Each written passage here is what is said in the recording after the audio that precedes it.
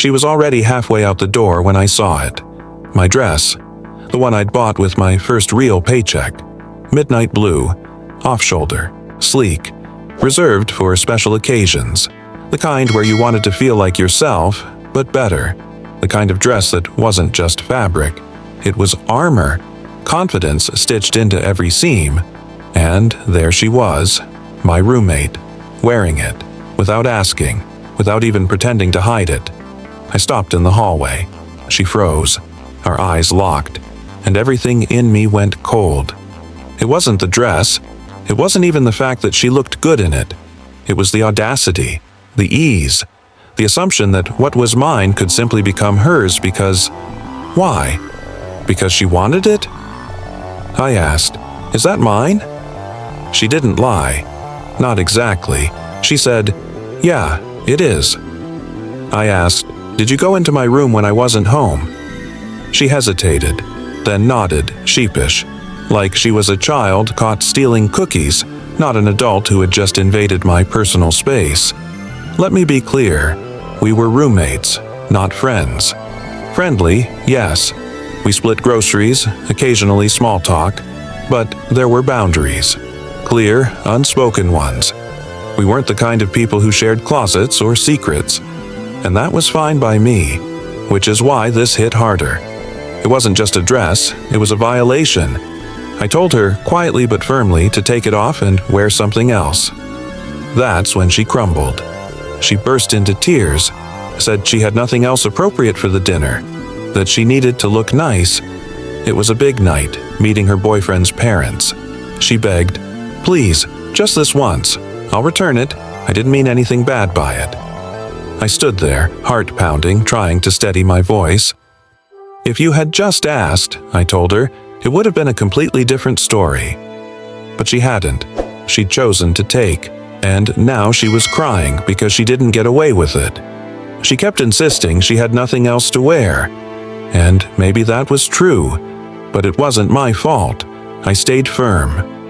She went back into her room, slammed the door, and didn't go to the dinner. An hour later, I got a text from her boyfriend. It was short, blunt. "You're an asshole." I stared at the screen for a long time, thumb hovering over the keyboard. I didn't respond, but the rage was rising. Because I knew. She hadn't told him the whole story. Maybe she said I changed my mind at the last second. Maybe she said I was jealous, or petty, or mean. But I doubt she said, "I went into her room while she was gone and stole her dress."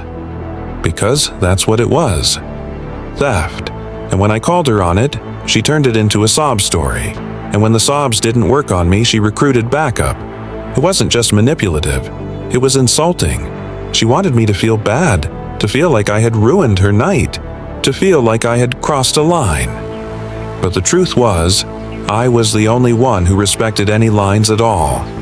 And the worst part? This wasn't some stranger on the street. This was someone who lived 10 feet away from me. Someone with a key. Someone who now made me wonder how many other times she had slipped into my room when I wasn't there. Touched my things, tried on my clothes, read my notes, looked through my drawers. That night, I didn't sleep.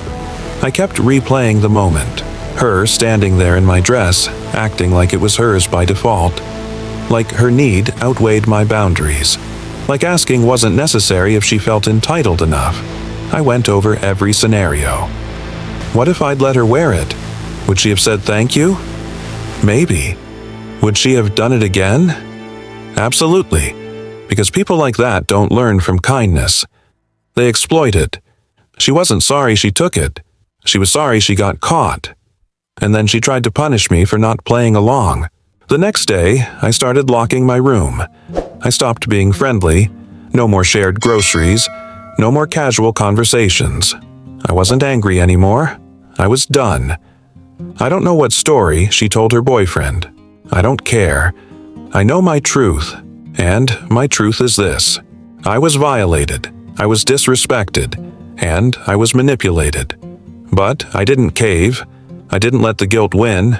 I didn't let the tears change the facts. I stood my ground. And somehow, that made me the bad guy. So, am I the asshole? Let's talk about boundaries. It's one thing when a stranger steals from you. It's another thing entirely when it's someone inside your home, because that's where we're supposed to feel safe. This story isn't just about a dress. It's about the slow erosion of trust. It's about how people cross lines, not with violence, but with entitlement. They walk into your space, take your things, then call you cruel when you object. They make you question your own instincts. And worst of all, they use their emotions, or someone else's, to flip the script and make you the villain. But here's the truth.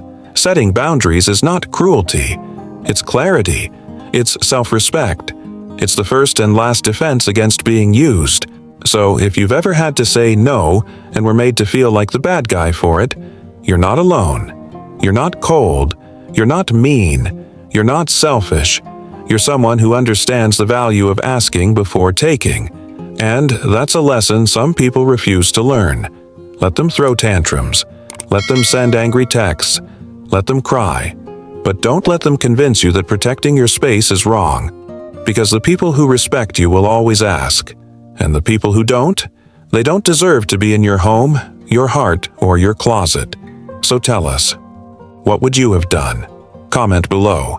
This is AITA Stories, and sometimes standing your ground makes you the villain in their story, but the hero in your own.